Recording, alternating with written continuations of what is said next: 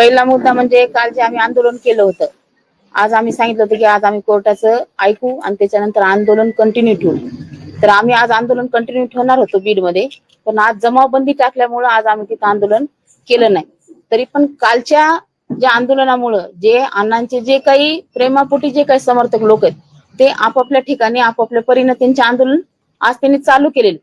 आणि आजची जी घडामोड आहे, तुम्ही जर ऐकला असेल किंवा न्याय व्यवस्थेवर जर तुमचा विश्वास असेल तर आज न्यायालयाने सुद्धा ज्या सुरेखा पाटील म्हणून आहेत त्यांनी सुद्धा आज प्रश्न केलेला आहे समोरच्या सरकारी वकिलाला किंवा सीआयडी लोकांना की फक्त एका फोन कॉलवर तुम्ही 307 कसं काय मागू शकता, 302 किंवा मोक्काचा हे तुम्ही कसं काय लावू शकता फक्त एका फोन कॉलवर.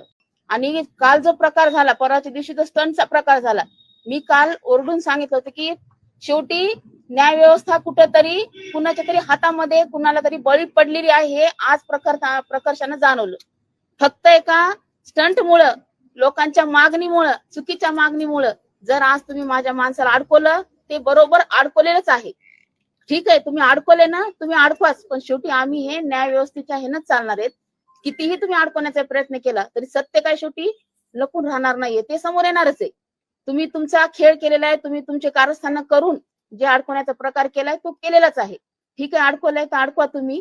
जे काही सबूत असतील, जे काही न्याय व्यवस्था असेल, तो मला न्याय दिल्याशिवाय राहणार नाही आणि माझा माणूस हा बाहेर आल्याशिवाय राहणार नाही. एवढंच मला सांगायचंय. काल आपल्याला पोलिसांनी काल तुम्हाला आश्वासन दिलं होतं, काल तुम्ही तुमचं जे आंदोलन होतं काल स्टॉप करण्यात आलं होतं, स्थगित करण्यात होतं. आता काय तुमची पुढची दिशा काय असणार आहे? पुढची दिशा माझी माझं आंदोलन हे चालूच राहणार. मी एक न्याय मागणारच आहे. आता उदाहरण द्यायचं झालं तर आज जरांगे पाटलांना न्याय मागितला कुणी, संतोष देशमुखाच्या फॅमिलीने. संतोष देशमुख सारख्या व्यक्तीसोबत जे काही कुकर्म झालं त्याला न्याय द्यायला आज जरांगे पाटील तिथे जातात. मग मला न्याय कोण देणार आहे? आज माझ्या नवऱ्यावर सुद्धा अन्याय झालेला आहे. मी सुद्धा एका समाजाची घटक आहे, मी सुद्धा एक माय बहीण आहे, मी सुद्धा एक महिला आहे. तर आज महिला म्हणून मी माझ्या नवऱ्यासाठी न्याय मागते. मला न्याय कोण देणार आहे? ह्याच्यामध्ये जे काही कट कारस्थान केलं जाते, जे काही तुमचे डावपेच टाकले जात आहेत, जे काही गोष्टी तुम्ही पुढे आणून त्यांना अडकवण्याचा प्रयत्न करतायत, ते प्रयत्न करून तुम्ही पूर्ण माझ्या नवऱ्याला वेठीस धरून त्यांना डांबून टाकलेले. ह्याचा न्याय मी मागायचा कुणाकडे? मी आज जरांगेकडेच न्याय मागते माझा, की तुम्ही जसा आज मराठा समाज म्हणून तिथं जाऊन न्याय मागतात, तर मी सुद्धा आज मराठा समाजाचीच व्यक्ती आहे.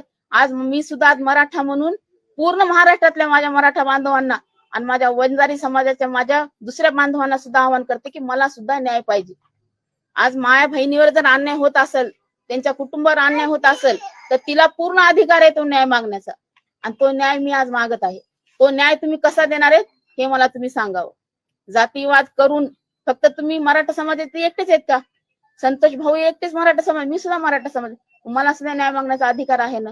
मग तो न्याय तुम्ही कसा देणार आहे हे तुम्हीच मला सांगावं. जे काही चाललंय हे बंद करा. तुम्ही स्टेप बाय स्टेप तुम्ही मीडिया ट्रायल करून स्टेप बाय स्टेप माझ्या नवऱ्याच्या एक गोष्टी बाहेर काढल्या. मी सुद्धा तुम्हाला स्टेप बाय स्टेप सांगत जाईल. ज्यांनी माझ्या नवऱ्याच्या गोष्टी बाहेर काढल्या त्यांचे सुद्धा काय काय प्रकरण आहेत ते सुद्धा मी तुम्हाला स्टेप बाय स्टेपच तुम्हाला आणून दाखवणार आज मीडियाच्या समोर. आज सुरेश धस असतील, संदीप सोळंके, संदीप क्षीरसागर असतील, बजरंग सोनवणे असतील, ह्यांच्या सुद्धा अंजली दमाने असतील, ह्यांच्या सुद्धा काही गोष्टी मी सुद्धा तुमच्या समोर आणेल आणि त्या सुद्धा तुम्हाला दाखवावं लागतील. त्या सुद्धा तुम्हाला मीडिया थ्रू तुम्हाला जनतेपर्यंत पोहोचवावं लागतील. त्यांच्या सुद्धा आहेत ना काही गोष्टी, त्या मी तुम्हाला दाखवणार. ते पण मी तुम्हाला जशा त्यांनी हुडकून काढल्यात ना तशा मी सुद्धा त्यांच्या हुडकून काढायले आणि माझ्या वकिलाच्या सहाय्याने मदत घेऊन मी सुद्धा त्यांच्या काही गोष्टी आहेत त्या समोर आणल्याशिवाय राहणार नाही. आज सकाळी बजरंग सोनवणे म्हणले सुद्धा की परळी सारख्या मतदारसंघाला 2-2 मंत्रिपद कसे, आम्हाला काहीच कसं नाही. बरोबर आहे की नाही? ही पोटदुखी की नाही त्यांची? ह्या पोटदुखी पायीच त्यांनी फक्त आणि फक्त माझ्या नवऱ्याचा वापर करून माझ्या नवऱ्याला बळीचा बकरा करून त्यांना पूर्ण पूर्ण डांबून टाकण्याचा प्रयत्न केलेला आहे. सील करण्याचा काही प्रकार नाहीये. मी त्या फ्लॅटमध्ये राहत नाहीये, मी तिथं राहायला जात नाही. त्याच्यामुळे त्यांचा जो आता नगरपालिकेचा कर असतो ना, तो तुम्हाला तर माहिती ना, नगरपालिका दर महिन्याच्या वर्षाचा कर देत असते. ते कर रिसिव्ह करायला तिथं कोण नाही. त्यांनी बातमी ती कराचा जो लिफाफा येतो तो त्यांनी त्या दारावर चिटकवला. फक्त वर्षाचा कर भरला नाही म्हणून सील करते ही पद्धत आहे का कुठं? वर्षाचा कर भरला जात नाही म्हणून, आणि वर्षाचा कर कोण म्हणलं भरत नाही. आम्ही तिथं राहतच नसल्यामुळे आम्ही रिसिव्ह करायला जागाच नाही ना आम्हाला. त्यांनी काय आम्हाला परळीला पाठवलेलं नाही ती लिफाफा, तो तिथं चिटकून गेले ते. मग आज त्यांनी बघितला, आम्ही तर बघितलेला सुद्धा नाही अजून तिथं. त्यांच्या मार्फत आम्हाला समजलं की आमच्या तिथं दारावर तो कर लावलेला गेलेला आहे म्हणून. आणि फ्लॅट घेणं वगैरे हे काय अनलिगली गोष्ट नाहीयेत. कुणाकडे फ्लॅट नाहीत आज, कोण फ्लॅट मध्ये राहत नाही आज. प्रत्येक जण आपापले घर दार करून राहतातच ना. का झोपडीमध्ये आम्हीच फक्त फ्लॅट मध्ये राहणारे माणसं आहेत का? बाकीचे सगळे झोपडपट्टीने राहतात का सगळेजण? प्रत्येकाकडे फ्लॅट आहेत, प्रत्येकाकडे सगळ्या वस्तू आहेत ना. आणि त्याच्यामध्ये अनलिगल कुठले? कुणाचं काही हे लुबाडून करून काय केलं? लोनवर घेतलेल्या वस्तू आहेत त्या आम्ही, त्याचे लोन पे केलेले आहेत त्या गोष्टी सगळं. तुम्ही काढायचं म्हणलं तर त्याचं पूर्ण स्टेटमेंट काढू शकता. तर फ्लॅट कसा घेतलेला आहे, कुठून घेतलेला आहे, काय केलेलं आहे ते पूर्ण लिगली त्याच्या गोष्टी आहेत. वाद दिसतो आहे, वाद केलेलाच आहे आणि लावूनच दिलेला आहे. हा वादच लावून दिलेला आहे. कशामुळे लावून दिलाय? ह्यांना काय जातीवाद करून कशाची पोळी भाजून घ्यायची हे ह्यांच्या डोक्याला, ह्यांच्या बुद्धीलाच माहिती. माझं एवढंच आव्हान आहे की कितीही या राजकीय लोकांनी आपल्यासारख्या बांधवामध्ये जर वाद लावून देत असतील तर आपण सुज्ञ नागरिक आहोत सगळे. पूर्ण आपण सगळ्या प्रत्येक पक्षाचे, प्रत्येक काहीचे आपण एक कार्यकर्ते आहोत. तर ह्यांनी ह्या राजकीय लोकांचं कुठलंही म्हणणं मनावर न घेता आपण आपलं एक भाऊबंदकीनं राहून आपण आपलं जे काही सामाजिक आहे गोष्टी राहण्याच्या वगैरे आपण राहावं, एकमेकांशी भाऊबंदकीनंच राहावं. हेच माझी एवढीच हे. तुम्ही काल बोलला होता की अनेक राजकारणी तुमच्या घरी चक्रा मारायचे ज्यावेळेस अण्णांची गरज त्यांना होती, राजकारणामध्ये मदत पाहिजे, ते सगळं मी सांगणार. लोकांनी अण्णांची साथ सोडली असं वाटतं? सोडलेलीच आहे ना. उपयोग करून घेतला ना त्यांनी उपयोग करून घेतला. त्यांनी फक्त त्यांचं पोळी भाजून घेतली, निवडून येण्यासाठी वगैरे त्यांनी उपयोग करून घेतला. आता त्यांना वरचे काही गोष्टी हव्यात, त्या गोष्टी वरच्या राजकारणासाठी त्यांना काही गोष्टी बाजूला करायच्या, त्यांना त्या गोष्टी बाजूला करून त्यांना त्या जागेवर यायचंय. त्याच्यासाठी त्यांचा हा प्रकार सगळं काही चालू आहे त्यांचं. आणि ते कसे केले, काय केले ते सगळे मी पुराव्याशी तुम्हाला दाखवणार आहे. सगळं ते लोक कसे भेटत होते, काय करत होते, त्या लोकांचे काय भानगडी दुसऱ्या ते सगळं सांगणार आहे. माझा एकटाच नवरा ते दाखवले हे तर सगळं सपशेल खोटच आहे. एक असलं तर त्याचे 10 करून तुम्ही जे दाखवले आज मीडियानं त्या गोष्टीचं ते पूर्ण खोटच आहे. पण त्या लोकांच्या ज्या गोष्टी दाखवणार आहे त्या सगळ्या खऱ्याच दाखवल्या जातील आज. आणि ते दाखवणार आहे मी तुमच्या समोर सगळ्या उघड करून. तुम्हाला भेटलेत अशी बाहेर चर्चा नाही, ही अफवा आहे.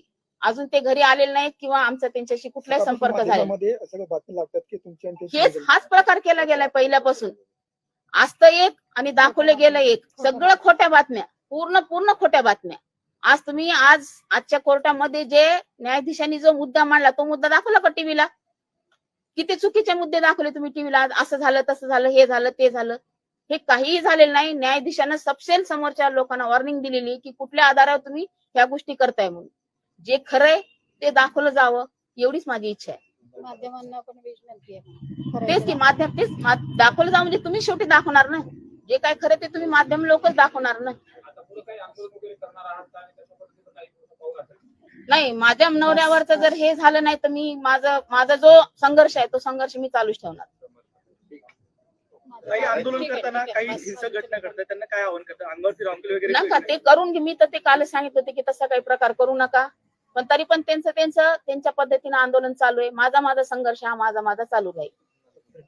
टूर्स अँड ट्रॅव्हल्स विश्वातील एक विश्वसनीय नाव मँगो हॉलिडेज घेऊन आले आहेत धम्माल फॉरेन टूर्स खास तुमच्यासाठी.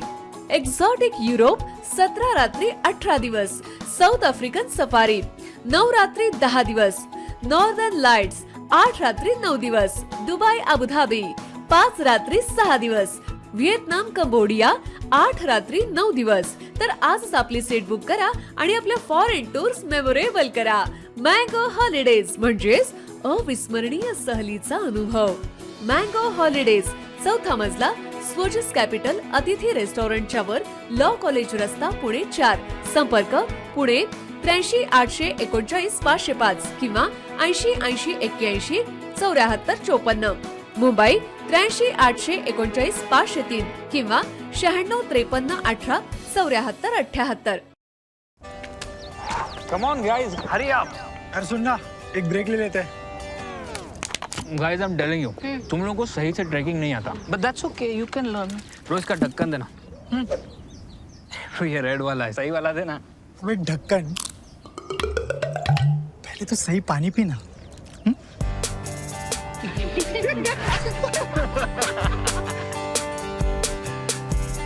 Manikchand Oxyrich, proudly Indian.